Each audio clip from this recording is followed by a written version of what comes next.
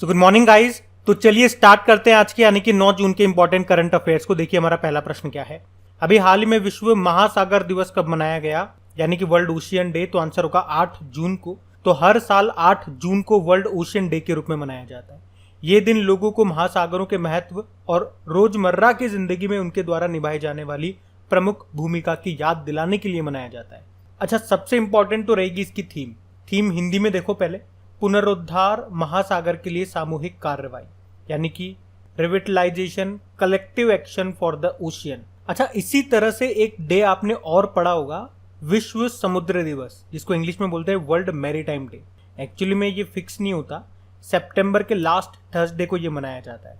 और एक होता है नेशनल मैरीटाइम डे, राष्ट्र समुद्र दिवस, वो 5 अप्रैल को मनाते हैं। अच्छा चलो, आप मुझे बताओ कि कौन सा महासागर एस आकार का है। तो आंसर होगा अटलांटिक महासागर। और अगर आपसे पूछे कि किस महासागर को छिपता हुआ महासागर कहा जाता है, तो आंसर होगा आर्कटिक महासागर को। और सबसे छोटा महासागर भी यही है, आर्कटिक, और सबसे बड़ा प्रशांत महासागर है। अच्छा, मैरियाना ट्रेंच ये किस महासागर में है? प्रशांत महासागर में। जबकि बर्मुडा ट्रायंगल ये उत्तरी अटलांटिक महासागर में है। अच्छा, इंपॉर्टेंट डे वाला क्वेश्चन है। देखिए जून में कौन कौन से डे हमने मनाए। 1 जून को वर्ल्ड मिल्क डे मनाया था और 1 जून को ही ग्लोबल पेरेंट्स डे मनाया। 2 जून को हमने तेलंगाना का स्थापना दिवस मनाते हैं 2 जून को। 3 जून को वर्ल्ड बाइसिकल डे होता है। 5 जून को वर्ल्ड एनवायरनमेंट डे मनाया। और अभी 7 जून को हमने विश्व खाद्य सुरक्षा दिवस, वर्ल्ड फूड सेफ्टी डे के रूप में मनाया था। तो जून के ये सभी इंपॉर्टेंट डेज आप याद रखना। और हाँ, आप लोगों को बता दूं, मई महीने के सारे वीकली वाले जो करंट अफेयर्स के वीडियोज हैं वो सारे अपलोड कर दिए जा चुके। एक लास्ट बचा है, वो आज अपलोड हो जाएगा। जून का फर्स्ट वीक का पहला वाला पार्ट अपलोड हो चुका है, सेकंड वाला कल तक हो जाएगा। और हाँ, उसके अलावा आप में से काफ़ी स्टूडेंट्स के मैंने मैसेजेस पढ़े और उनको रिप्लाई भी किया, जिसमें आप लोगों ने कहा है कि वो रिवीजन वाला जो वीडियो आता था उसको फिर से स्टार्ट करिए। एक्चुअली में स्टॉप करने का कारण आप लोग जानते हो, अगर डेली वो वीडियो देखते होंगे तो मैं कई बार आप लोगों को बता चुका हूँ। लेकिन आप लोगों के मैसेजेस पढ़ के ऐसा पता लगता है कि आपको उससे काफ़ी मदद मिलती है, आपको वीडियोस भी अच्छे लगते हैं। इसीलिए ठीक है, बाकी सारी बातें एक तरफ, हम उसे एक बार फिर से स्टार्ट करेंगे। एक आध दिन में हम उसको फिर से बनाना स्टार्ट कर देंगे। और अगर आप में से कोई इस वीडियो को वेरी फर्स्ट टाइम देख रहा है और अगर आपने वो वीडियो नहीं देखे हैं रिवीजन वाले, तो प्लीज़ एक बार विजिट ज़रूर कीजिए। और जो देखते हैं उनसे तो यही रिक्वेस्ट करूँगा कि प्लीज़ अपने दोस्तों के साथ में शेयर ज़रूर करना, अगर आपको हेल्प मिलती है तो। चलिए बढ़ते हैं आगे। फिर बताइए, अभी हाल ही में किसने FIH हॉकी 5S का पहला खिताब जीत लिया? तो आंसर होगा भारत ने। तो पहली बार FIH हॉकी 5S चैंपियनशिप का आयोजन किया गया था। कहाँ पे? लुसेंट, स्विट्जरलैंड में। और इसको जीत लिया है भारत ने। किसको हराया, या यूं कहें कि उपविजेता कौन रहा? तो आंसर होगा पोलैंड। अच्छा, पोलैंड से आपकी एक टेनिस प्लेयर भी आती हैं जिनका नाम है ईगा स्विटेक। अभी आपको याद होगा फ्रेंच ओपन में वुमेन सिंगल का टाइटल इन्होंने ही जीता है। अच्छा, हॉकी की बात है तो अभी आपको याद आएगा मेंस हॉकी एशिया कप 2022, जो कि इसका 11वां एडिशन था, जो कि अभी जकार्ता इंडोनेशिया में हुआ था। उसको किसने जीता? साउथ कोरिया ने जीता, जिसमें भारत तीसरे स्थान पे था। और अगर आपसे पूछा जाए कि अभी 12वीं राष्ट्रीय सब जूनियर वुमेन्स हॉकी चैंपियनशिप 2022, जो कि मणिपुर की कैपिटल इम्फाल में हुई थी, उसको हरियाणा ने जीता था झारखंड को हरा के। और 12वीं hockey India senior women's national championship, जो कि भोपाल में हुई थी, उसको उड़ीसा ने जीता है कर्नाटक को हरा करके। और अभी जो 12वीं senior mains national hockey championship हुई थी, वो भी भोपाल में हुई थी, उसको हरियाणा ने जीता तमिलनाडु को हरा करके। और हमारे अंतर्राष्ट्रीय हॉकी महासंघ के अध्यक्ष कौन है? नरेंद्र बत्रा है। और नरेंद्र बत्रा, अभी इनका नाम न्यूज में भी था क्योंकि अभी इन्होंने भारतीय ओलंपिक संघ के अध्यक्ष पद से इस्तीफा दे दिया था। अच्छा, आप मुझे बताओ, टोक्यो ओलंपिक 2020 में भारतीय पुरुष हॉकी टीम ने कौन सा मेडल जीता? ब्रोंज मेडल जीता था, जर्मनी को हरा करके। और आप जानते हो 2023 में जो हॉकी वर्ल्ड कप होंगे, कहाँ पे होंगे? भारत में होंगे, उड़ीसा में। और उड़ीसा के राउरकेला में भारत का सबसे बड़ा हॉकी स्टेडियम बन रहा है, जिसका नाम बिरसा मुंडा के नाम पे रखा गया है। और हमारे हॉकी इंडिया के अध्यक्ष कौन है? ज्ञानेंद्र निगोंगबाम है, जो कि मणिपुर से हैं। और हमारे जो भारतीय पुरुष हॉकी टीम के गोलकीपर है PR श्रीजेश, उनका नाम है। World games athlete of the year 2021 चुना गया था उनको। तो ये सब बातें ध्यान रखना, बढ़ते आगे। अच्छा बताइए, हाल ही में किस राज्य सरकार ने भ्रष्टाचार रोकने के लिए 14400 एप्लीकेशन को लॉन्च किया? तो आंसर होगा आंध्र प्रदेश। तो अभी आंध्र प्रदेश के जो मुख्यमंत्री हैं जगन मोहन रेड्डी, उन्होंने ये 14400 नाम से एक एप्लीकेशन को लॉन्च किया है। इस एप्लीकेशन को एंटी करप्शन ब्यूरो ने लॉन्च किया। तो इस एप्लीकेशन की मदद से राज्य के जो लोग होंगे ये अधिकारियों के खिलाफ भ्रष्टाचार से संबंधित शिकायतें दर्ज करा सकेंगे। इसमें एक टोल फ्री नंबर है यही 14400, जिसके थ्रू आप शिकायत दर्ज करा सकते हो। अच्छा, भ्रष्टाचार से कुछ और एप्लीकेशंस मैं आपको बताता हूं जो भी न्यूज में थी। उत्तराखंड सरकार ने अभी 1064 भ्रष्टाचार विरोधी मोबाइल एप्लीकेशन को लॉन्च किया था। जम्मू कश्मीर सरकार ने भी सतर्क नागरिक मोबाइल एप्लीकेशन को लॉन्च किया था भ्रष्टाचार को रोकने के लिए। अच्छा, भ्रष्टाचार से एक सूचकांक इंडेक्स याद आएगा आपको, भ्रष्टाचार धारणा सूचकांक, इंग्लिश में बोलेंगे तो करप्शन परसेप्शन इंडेक्स। उसमें भारत 85 नंबर पे है, टॉप पे डेनमार्क है। टॉप पे डेनमार्क का मतलब क्या हो गया, वहाँ भ्रष्टाचार सबसे ज्यादा है, ये मतलब नहीं हुआ इसका मतलब ये हो गया कि वहाँ पे भ्रष्टाचार बहुत कम है। और इस इंडेक्स को जारी किया था ट्रांसपेरेंसी इंटरनेशनल ने। अच्छा, भ्रष्टाचार से एक डे भी हम मनाते हैं, अंतर्राष्ट्रीय भ्रष्टाचार विरोधी दिवस, इंटरनेशनल एंटी करप्शन डे। कब? 9 दिसंबर को। और बात आंध्र प्रदेश की है तो ये रहा मैप में आंध्र प्रदेश। तो आंध्र प्रदेश के मुख्यमंत्री कौन है? जगन मोहन रेड्डी हैं। और गवर्नर कौन है? विश्वभूषण हरिचंद्रन है। और विश्वभूषण हरिचंद्रन को कलिंग रत्न पुरस्कार भी दिया गया था। चलो बताओ अभी कौन सा राज्य वर्ल्ड इकोनॉमिक फोरम के global network of advance manufacturing hub में शामिल हो गया? तो आंसर होगा आंध्र प्रदेश। आंध्र प्रदेश फलों के उत्पादन में टॉप पर रहा और सब्जियों में इस बार उत्तर प्रदेश टॉप पे आ गया। अभी भांग की खेती को खत्म करने के लिए आंध्र प्रदेश की पुलिस ने एक ऑपरेशन चलाया था, उसका नाम है ऑपरेशन परिवर्तन। और भाषा के आधार पर गठित होने वाला पहला राज्य आपका आंध्र प्रदेश है। देश का पहला दिशा पुलिस स्टेशन ये कहाँ पे स्थापित किया गया? तो आंसर होगा आंध्र प्रदेश में। और भारत का पहला एक्वा मेगा फूड पार्क कहाँ पे स्थापित किया गया? आंध्र प्रदेश में ही। और भारत की पहली फ्रूट ट्रेन या आंध्र प्रदेश से ही रवाना हुई थी। और भारत का पहला ऑनलाइन वेस्ट मैनेजमेंट प्लेटफॉर्म ये भी लॉन्च किया था आंध्र प्रदेश ने। तो ये सब याद रखना, बढ़ते आगे। चलिए बताइए, अभी हाल ही में अंतरराष्ट्रीय एल्यूमिनियम संस्थान के नए अध्यक्ष कौन बन गए? तो आंसर होगा सतीश पाई। तो अभी इंटरनेशनल एल्यूमिनियम इंस्टीट्यूट ने सतीश पाई को अपना नया अध्यक्ष नियुक्त किया है। वे वर्तमान में हिंडाल्को इंडस्ट्रीज के मैनेजिंग डायरेक्टर हैं, जो कि दुनिया के सबसे बड़े एल्यूमिनियम उत्पादकों में से एक है। बाकी इफ्को के अभी नए अध्यक्ष कौन बने? दिलीप संघानी। फिक्की के प्रेसिडेंट कौन बने बताओ? संजीव मेहता। और फिक्की के डायरेक्टर जनरल भी नए बने थे, उनका नाम है अरुण चावला। अच्छा, एसएससी के नए चेयरमैन कौन बने? ये कुछ समय पहले ही बने थे, इनका नाम है एस किशोर। याद रखना ये नाम भी, बढ़ते आगे। चलिए बताइए, अभी हाल ही में अल्बानिया के नए राष्ट्रपति कौन बन गए? तो आंसर होगा बजराम बेगम। तो अभी अल्बानिया के नए राष्ट्रपति बन गए हैं बजराम बेगम। ये अभी तक यहाँ के चीफ ऑफ जनरल स्टाफ थे, जो अब अल्बानिया के नए राष्ट्रपति बन चुके हैं। अच्छा, अभी ऑस्ट्रेलिया के नए प्रधानमंत्री कौन बने? Anthony Albanese. अच्छा, मान लो अगर एंथनी अल्बनीज अल्बानिया के प्रेसिडेंट बनते तो नाम याद रखना कितना आसान हो जाता। कंट्री का नाम है अल्बानिया, प्रधानमंत्री के नाम में भी आ रहा है अल्बनीज, अल्बानिया अल्बनीज। लेकिन ऐसा नहीं है ना। अल्बानिया में तो बेगम ही ठीक है और ऑस्ट्रेलिया में बदतमीज, मतलब अल्बनीज ही ठीक है। बाकी पाकिस्तान के प्रधानमंत्री कौन बने? अभी शहबाज शरीफ बने, जो बिल्कुल शरीफ नहीं है। और अभी साउथ कोरिया के प्रेसिडेंट बने थे युंग सुक येओल। ये तो ऐसा लगता है सनी देओल का भाई है, युंग सुक येओल। बाकी बात अल्बानिया की है तो ये रहा मैप में अल्बानिया। कैपिटल इसकी तिराना है, करेंसी है अल्बानियाई लेक और प्रधानमंत्री हैं एडी रामा। बढ़ते आगे। अच्छा बताइए, अभी हाल ही में प्रधानमंत्री के द्वारा शुरू किए गए आजादी का अमृत महोत्सव डिजाइन के सिक्कों की अनूठी विशेषता क्या है? तो आंसर होगा दृष्टिबाधित अनुकूल। तो अभी प्रधानमंत्री नरेंद्र मोदी जी ने सिक्कों की एक स्पेशल सीरीज को शुरू किया है, जो कि दृष्टिहीनों के अनुकूल है।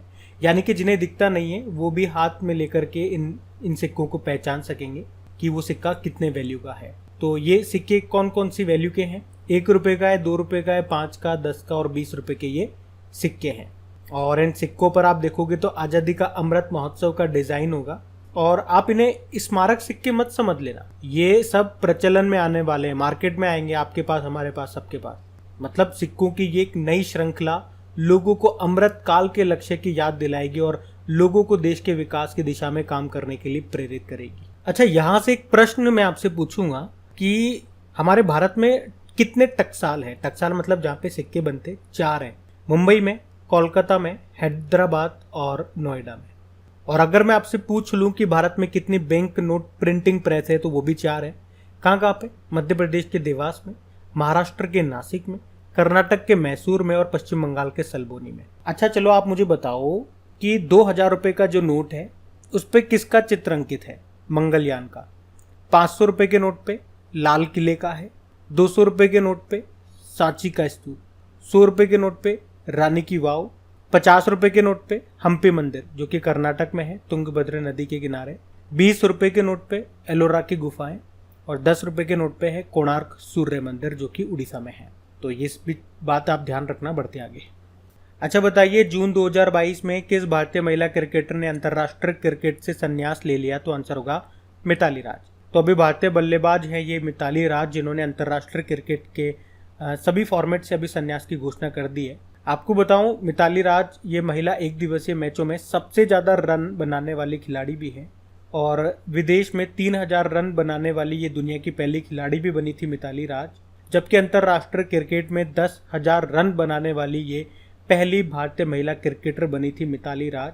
और हमने पढ़ा था 6 क्रिकेट विश्व कप में भाग लेने वाली पहली महिला क्रिकेटर कौन बनी थी? तो भी आंसर होगा मिताली राज। और अभी इन्होंने अंतर्राष्ट्रीय क्रिकेट से संन्यास ले लिया। अच्छा आपको अभी याद होगा कि आईसीसी वुमेन्स वर्ल्ड कप 2022, पहले तो बताओ ये कहाँ पे हुआ था? न्यूजीलैंड में। किसने जीता?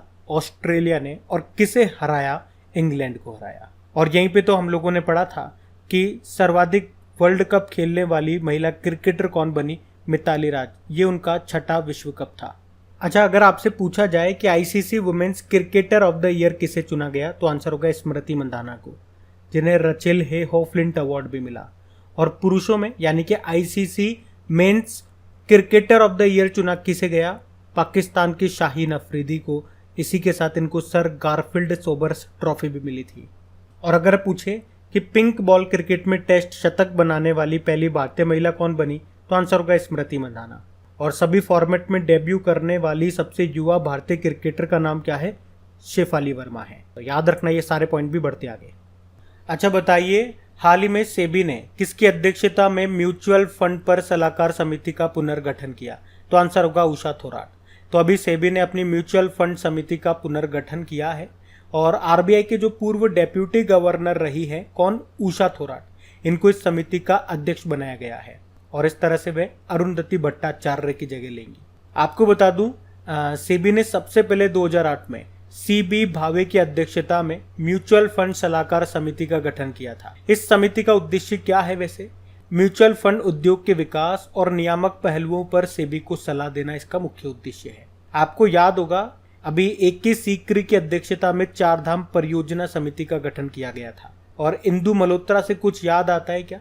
सुप्रीम कोर्ट ने अभी पूर्व जज हैं ये इंदु मल्होत्रा, इनकी अध्यक्षता में 5 सदस्यीय कमेटी का गठन किया था। क्यों? आपको याद होगा प्रधानमंत्री नरेंद्र मोदी जब पंजाब की यात्रा पर गए थे तो उनकी सुरक्षा में उल्लंघन देखा गया था, तो उसी की जांच के लिए इस कमेटी का गठन किया गया था इंदु मल्होत्रा की अध्यक्षता में। अच्छा सेबी की बात है, सेबी की स्थापना होती है कब? देखो वैसे तो सेबी की स्थापना 1988 में भारत सरकार की तरफ से कर दी गई थी, लेकिन आधिकारिक तौर पर सेबी को कानूनी मान्यता मिलती है 1992 में। अच्छा सेबी ये किसकी सिफारिश पे बना? फेरवानी समिति। अभी सेबी ने सारथी नाम से एक मोबाइल एप्लीकेशन भी लॉन्च किया था, तो याद रखना ये सब बढ़ते आगे। चलिए बताइए, अभी हाल ही में गरुड़ एरोस्पेस के ब्रांड एम्बेसडर कौन बन गए? तो आंसर होगा महेंद्र सिंह धोनी। तो क्रिकेटर महेंद्र सिंह धोनी ये ड्रोन स्टार्टअप गरुड़ एरोस्पेस के ब्रांड एम्बेसडर बन गए हैं और अभी महेंद्र सिंह धोनी ने इस कंपनी में इन्वेस्ट भी किया है, निवेश भी किया है और इस तरह से वो इस कंपनी के शेयर होल्डर भी बन गए हैं। अच्छा मुझे बताओ, आप अभी प्रधानमंत्री नरेंद्र मोदी जी ने कितने किसान ड्रोन को लॉन्च किया था? तो आंसर होगा 100। अच्छा अभी आपको याद होगा ऋषभ पंत, ये एक तो अभी डिश टीवी के ब्रांड एम्बेसडर बने थे, उत्तराखंड के ये ब्रांड एम्बेसडर बने थे। बाकी पंकज त्रिपाठी ये फिनो पेमेंट बैंक के अभी पहले ब्रांड एम्बेसडर बने थे और कंगना रनौत उत्तर प्रदेश के वन डिस्ट्रिक्ट वन प्रोडक्ट अभियान की ये ब्रांड एम्बेसडर बनी थी। तो याद रखना ये नाम भी बढ़ते आगे। अच्छा बताइए, अभी हाल ही में किसने हर टाइम EMI ऑन टाइम नाम से एक डिजिटल अभियान शुरू किया? तो आंसर होगा बजाज फाइनेंस। तो अभी बजाज फिनसर्व की लोन देने वाली एक शाखा है बजाज फाइनेंस लिमिटेड, जिसने अभी समय पर लोन चुकाने के फायदों पर जागरूकता फैलाने के लिए एक डिजिटल अभियान शुरू किया। किस नाम से? हर टाइम ईएमआई ऑन टाइम। और इसमें समय पर ईएमआई भुगतान न करने के क्या नुकसान हो सकते हैं, इसके बारे में भी बताया गया। अच्छा, अभी एलआईसी ने बीमा रत्न नाम से एक बचत जीवन बीमा योजना शुरू की थी। और अभी यूनियन बैंक ऑफ इंडिया ने डिजिटल ट्रांसफॉर्मेशन प्रोजेक्ट संभव को लॉन्च किया था। अभी नाबार्ड ने, आपको याद होगा, प्राकृतिक खेती को बढ़ावा देने के लिए जीवा प्रोग्राम शुरू किया था। तो ये सब पॉइंट भी ध्यान रखना बढ़ते आगे। चलिए बताइए, अभी हाल ही में लग्जरी क्रूज लाइनर एम्प्रेस को किस राज्य से हरी झंडी दिखा करके रवाना किया गया? तो आंसर होगा तमिलनाडु। तो तमिलनाडु के जो मुख्यमंत्री हैं कौन? एमके स्टालिन। अभी उन्होंने चेन्नई बंदरगाह से लग्जरी क्रूज लाइनर एम्प्रेस को हरी झंडी दिखाई है और इसे राज्य से संचालित होने वाला पहला लग्जरी क्रूज लाइनर माना जा रहा है। ये 11 मंजिला पर्यटक जहाज है। इसमें 2000 यात्रियों और 800 चालक दल के सदस्य आ सकते हैं। अब बात तमिलनाडु की है तो ये रहा मैप में तमिलनाडु। कैपिटल इसकी चेन्नई है। चेन्नई में आपको चमड़ा अनुसंधान केंद्र मिल जाएगा। और आप जानते हो तमिलनाडु के चेन्नई में ही सड़क पर रहने वाले जानवरों के लिए भारत का पहला एम्बुलेंस शुरू किया गया था। और फिडे शतरंज ओलंपियाड ये 2022 में इसका आयोजन होगा। कहाँ पे? चेन्नई में। पहली बार भारत में होगा ये। यहाँ के मुख्यमंत्री कौन है? एमके स्टालिन। और इनकी आत्मकथा आई थी अभी, उसका नाम है उंगलिल ओरोवन। और गवर्नर कौन है? आरएन रवि है। मीनाक्षी मंदिर ये आपको तमिलनाडु में मिलेगा। और अभी तमिलनाडु का 38वां जिला बना था मयिलादुथुरई। भारत का पहला संगीत संग्रहालय भी आपको तमिलनाडु में मिलेगा। और अभी तमिलनाडु सरकार ने डिजिटल जीवन प्रमाण पत्र प्राप्त करने के लिए इंडियन पोस्ट पेमेंट बैंक के साथ भी समझौता किया। और अभी तमिलनाडु मिड डे मील के साथ सरकारी स्कूलों में नाश्ता देने वाला देश का पहला राज्य भी बन गया है, कक्षा 1 से लेकर 5वीं तक। वैसे मिड डे मील योजना का भी नया नाम हो गया क्या? प्रधानमंत्री पोषण योजना। और तमिलनाडु ने हमने पढ़ा था ये 18 दिसंबर को अल्पसंख्यक अधिकार दिवस माइनॉरिटीज राइट्स डे के रूप में मनाएगा राज्य में।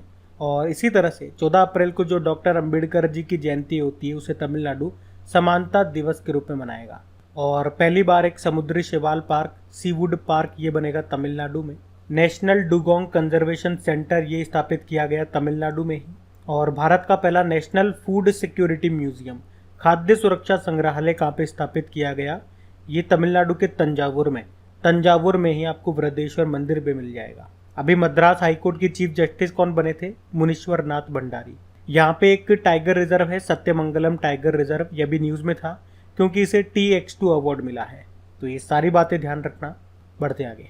चलिए बताइए, अभी हाल ही में SBI के नए मैनेजिंग डायरेक्टर कौन बन गए? तो आंसर होगा आलोक कुमार चौधरी। तो अभी आलोक कुमार चौधरी ये SBI के नए मैनेजिंग डायरेक्टर बन गए हैं। इन्होंने अश्विनी भाटिया की जगह ली है, जो आपको याद होगा अभी सेबी के पूर्णकालिक सदस्य बन गए थे। बाकी सशस्त्र सीमा बल के डायरेक्टर जनरल बने अभी SL थाउसेन। और अभी यूनियन बैंक ऑफ इंडिया की पहली महिला अध्यक्ष बनी थी A मणिलेखमाई। और लोकपाल के अध्यक्ष का अतिरिक्त प्रभार मिला अभी प्रदीप कुमार मोहंती को। देखो, SBI की स्थापना हुई थी 1 जुलाई 1955 को। इसका हेडक्वार्टर मुंबई में है और इसके चेयरमैन कौन है? दिनेश कुमार खारा है। और SBI का पूर्व नाम क्या था? Imperial bank of India. और SBI के पूर्व अध्यक्ष कौन थे? रजनीश कुमार। और अभी इन्होंने एक बुक भी लिखी है जिसका नाम है द कस्टोडियन ऑफ ट्रस्ट। और SBI ने ही श्रीनगर में जो डल झील है उसमें एक हाउस बोट पे एक ATM भी खोला था, यानी कि तैरता हुआ ATM। तो ये सब याद रखना। बढ़ते आगे। तो कल के वीडियो में आपसे पूछा था कि पंजाब एंड सिंध बैंक के नए प्रमुख कौन बने? तो आंसर होगा स्वरूप कुमार साहब। सभी ने प्रश्न का बिल्कुल सही उत्तर दिया है। और गाइज, अगर सेशन अच्छा लगे तो प्लीज़ इसे लाइक ज़रूर करना और अपने दोस्तों के साथ में एक बार शेयर ज़रूर कर देना। इन सभी का क्विज बना करके अपलोड कर दिया गया है आपके क्रिक एग्जाम एप्लीकेशन पे, वहीं पे इनकी PDF भी आपको मिल जाएगी। अब ये रहा आज का आपका होमवर्क प्रश्न।